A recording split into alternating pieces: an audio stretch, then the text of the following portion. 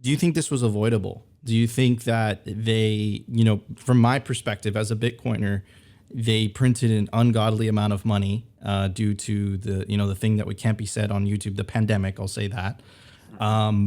And another component, right, is this: they bought into the modern monetary Kool-Aid, which I Oh, think good is an Lord. absurd idea. Yeah. So, do you think Yeah. that this whole crisis that we find ourselves in today could have been avoided if governments just did nothing as a reaction to the pandemic?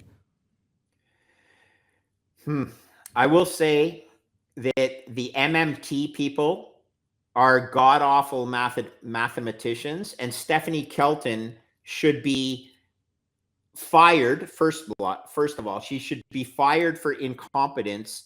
Then could take it to a next step and say, there's a level of absolute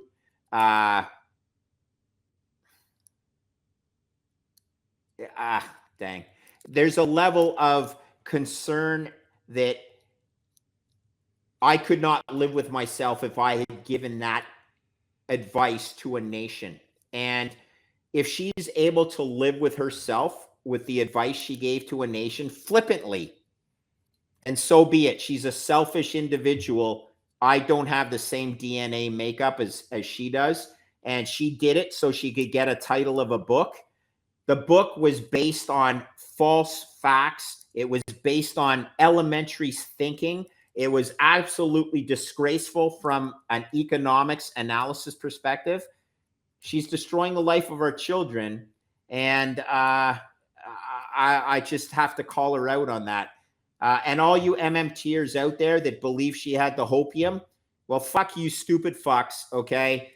She was wrong. She was wrong from day one. If you want to listen to an ill-advised armchair academic who has never sat in a true risk chair so that she can advise where the world should go, well, I guess we get what we deserve listening to that drivel. It was an absolute academic exercise with zero experience sitting in a risk chair. That's all I can say.